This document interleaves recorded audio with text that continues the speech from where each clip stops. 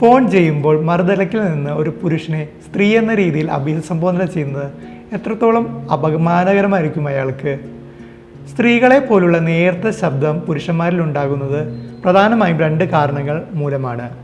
ആദ്യത്തെ കാരണം പ്യൂബർഫോണിയ. എന്താണ് പ്യൂബർഫോണിയ? സ്ത്രീകളുടെ വോയിസ് ബോക്സ് അഥവാ ലാരിങ്സ് പുരുഷന്മാരിൽ നിന്നും വളരെ വ്യത്യസ്തമാണ്.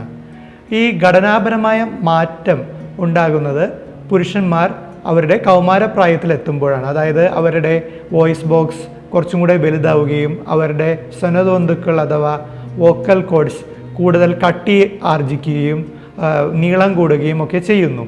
ഇതുമൂലം ഉണ്ടാകുന്ന പലതരത്തിലുള്ള വ്യതിയാനങ്ങൾ മൂലമാണ് ആണുങ്ങളുടെ ശബ്ദത്തിൻ്റെ പിച്ച് ഫ്രീക്വൻസി ഏകദേശം സ്ത്രീകളുടെ പിച്ച് ഫ്രീക്വൻസിയേക്കാളും പകുതിയായിട്ടാണ് കാണപ്പെടാറുള്ളത്. ഇങ്ങനെ ഉള്ള ഒരു മാറ്റം പ്രകടമായി സംഭവിക്കാതിരിക്കുന്ന ഒരു കണ്ടീഷനാണ് ഈ പ്യൂബർഫോണിയ എന്ന് പറയുന്നത്. ഇതിന് പ്രധാനമായി 2 കാരണങ്ങളാണ് ഉള്ളത്. ഒന്ന്, പുരുഷന്മാർ കൗമാരപ്രായമാകുമ്പോൾ അവർക്ക് മാനസികമായി അവരുടെ പുതിയ ശബ്ദത്തോട് പൊരുത്തപ്പെടാൻ സാധിക്കാതെ വരുന്നു. അതാണ് ഭൂരിഭാഗം കേസുകളിലും സംഭവിക്കുന്നത്. എന്നാൽ ചില ആളുകളിലെങ്കിലും ഘടനാപരമായ വ്യത്യാസം ഈ കൗമാരപ്രായം എത്തുമ്പോൾ ഉണ്ടാകാതിരിക്കുന്നതിനാലാണ് നേർത്ത സ്ത്രീ ശബ്ദം ഉണ്ടാകുന്നത്. നേരത്തെ പറഞ്ഞ പോലെ മാനസികമായി ആണുങ്ങൾക്ക് പലപ്പോഴും അവരുടെ ഫ്രീക്വൻസി താഴ്ന്ന ശബ്ദത്തിനോട് പൊരുത്തപ്പെടാതിരിക്കുമ്പോൾ അവരെന്താണ് ചെയ്യുന്നത്? പട്ടണത്തിൽ ഭൂതം എന്ന സിനിമയിൽ മമ്മൂട്ടിയുടെ ശബ്ദം നിങ്ങൾ ശ്രദ്ധിച്ചു കാണുമല്ലോ. അത് കുട്ടിയായ ഒരു ഭൂതത്തെ അവതരിപ്പിക്കാൻ വേണ്ടി അദ്ദേഹം ഒരു ഫോൾസെറ്റോ രജിസ്റ്ററിൽ സംസാരിക്കുകയാണ് ചെയ്തത്. അതുപോലെ പട്ടണപ്രവേശം സിനിമയിൽ ഈ പ്രച്ഛന്ന വേഷരായി ശ്രീനിവാസനും തിലകനും തമ്മിൽ ഉള്ള സംസാരം ശ്രദ്ധിച്ചാണല്ലോ, ചേട്ടൻ്റെ ശബ്ദം ഒരുപോലെ ഇരിക്കുന്നു എന്ന് പറയുന്നില്ലേ, ആ ഒരു രീതി. അത് എന്താണ് ചെയ്യുന്നതെന്ന് വെച്ചാൽ നമ്മുടെ വോയിസ് ബോക്സിനെ മുകളിലേക്ക് ഉയർത്താനുള്ള മസിൽസിൻ്റെ സഹായത്തോടെ മുകളിലേക്ക് ഉയർത്തി വോക്കൽ കോഡ്സിനെ കൂടുതൽ ടെൻസ് ആക്കുകയാണ് ചെയ്യുന്നത്. അങ്ങനെയാണ് ഈ ഫോൾസെറ്റോ രജിസ്റ്റർ ഉൽപ്പാദിക്കുന്നത്. ഈ ഫോൾസെറ്റോ രജിസ്റ്റർ ആ കുട്ടി അറിയാതെ ഉൽപ്പാദിക്കുന്നു. കാരണം അവന് പുതിയ ശബ്ദത്തോട് പൊരുത്തപ്പെടാൻ പറ്റാതെയാകുമ്പോൾ അതിനെ വോയിസ് തെറാപ്പിയിലൂടെ മാറ്റി അവൻ്റെ പുതിയ ശബ്ദത്തോട് പൊരുത്തപ്പെടുത്തുകയാണ് ചെയ്യുന്നത്. ഭൂരിഭാഗം കേസുകളിലും വോയിസ് തെറാപ്പി മാത്രം മതിയാകും. എന്നാൽ ചില കേസുകളിലെങ്കിലും റിട്രൂഷൻ തൈറോപ്ലാസ്റ്റി എന്ന സർജറി ചെയ്യേണ്ടതായി വരാറുണ്ട്. ഇത് പ്യൂബർഫോണിയ. ഇനി സൾക്കസ് വോക്കാലിസ് എന്ന 2ാമത്തെ കാരണം എന്താണെന്ന് നമുക്ക് നോക്കാം. നമ്മുടെ വോക്കൽ കോഡ്സ് അഥവാ സ്വനതന്തുക്കൾ അത് വൈബ്രേറ്റ് ചെയ്യുമ്പോഴാണല്ലോ ശബ്ദമുണ്ടാകുന്നത്. ഈ വോക്കൽ കോഡ്സിന് പല പാളികൾ അഥവാ ലെയേഴ്സ് ഉണ്ട്. അതിൽ റേഞ്ചി സ്പേസ് എന്ന ലെയർ പ്രോപ്പറായിട്ടുള്ള ഡെവലപ്മെൻറ്റ് നടക്കാതെ വരുമ്പോൾ എന്ത് സംഭവിക്കുന്നു? അതിൻ്റെ മുകളിലുള്ള എപ്പിത്തീലിയൽ ലെയർ താഴത്തോട്ട് കുഴിഞ്ഞു നിൽക്കുന്നതായിട്ട് കാണാം.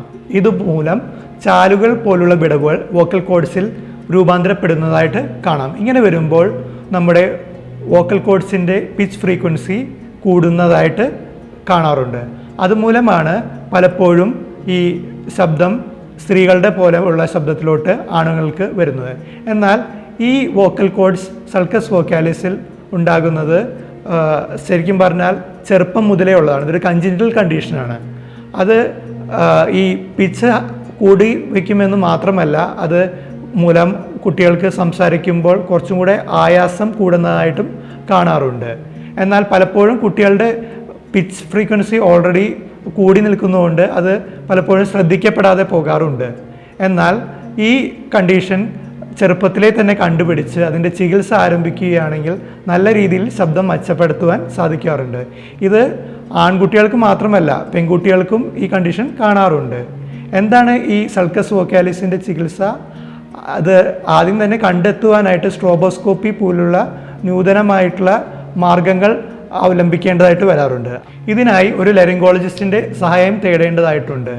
ഇതിൻ്റെ പ്രധാന ചികിത്സ ഒരു സർജറിയാണ്. അതായത് ഈ പാരാഗ്ലോട്ടിക് സ്പേസിലോട്ട് സ്വന്തം തുടയിൽ നിന്ന് ഫാറ്റ് അഥവാ കൊഴുപ്പെടുത്ത് ഇഞ്ചെക്റ്റ് ചെയ്യുന്നു. അതൊരു മൈക്രോ ലെറിഞ്ചൽ സർജറി ആയിട്ടാണ് ചെയ്യുന്നത്. വായിലൂടെ ഒരു എൻഡോസ്കോപ്പ് കടത്തിയിട്ടാണ് ഇത് ചെയ്യുന്നത്. അത് മാത്രമല്ല റേഞ്ചി സ്പേസ് റീകൺസ്ട്രക്ട് ചെയ്യാനും ഈ കൊഴുപ്പ് ഉപയോഗിക്കുന്നു. ഇതാണ് പ്രൈമറി സ്റ്റേജായിട്ട് ചെയ്യുന്ന സർജറി. എന്നാൽ ചിലരെങ്കിലും സെക്കൻഡ് സ്റ്റേജായിട്ട് മറ്റൊരു സർജറിയും കൂടെ ചെയ്യേണ്ടതായിട്ട് വരാറുണ്ട്. അതായത് തൈറോയ്ഡ് കാർട്ടിലേജിൻ്റെ 2 വശത്തായിട്ടും മീഡിലൈസേഷൻ തൈറോപ്ലാസ്റ്റി ചെയ്യേണ്ടതായിട്ട് വരാറുണ്ട്. അതിനായി ഒരു സൈലാസിക് ഇംപ്ലാന്റ് വെക്കേണ്ടതായിട്ട് വരാറുണ്ട്.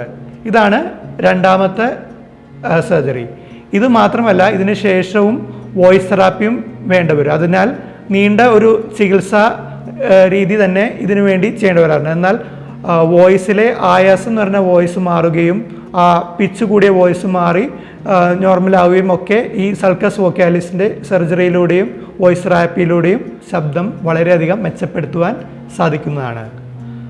അപ്പോൾ ഓർക്കുക, ഒരു പുരുഷന് സ്ത്രീ ശബ്ദമായിട്ടാണ് നിലനിൽക്കുന്നതെങ്കിൽ അതിന് ചികിത്സയുണ്ട്. എന്താണെന്ന് ആദ്യം അത് കണ്ടെത്തുവാനും അതിന് വേണ്ട ശസ്ത്രക്രിയയോ വോയിസ് തെറാപ്പിയോ നൽകുവാനും ഒരു ലാരിംഗോളജിസ്റ്റിനെ സമീപിക്കേണ്ടതായിട്ടുണ്ട്.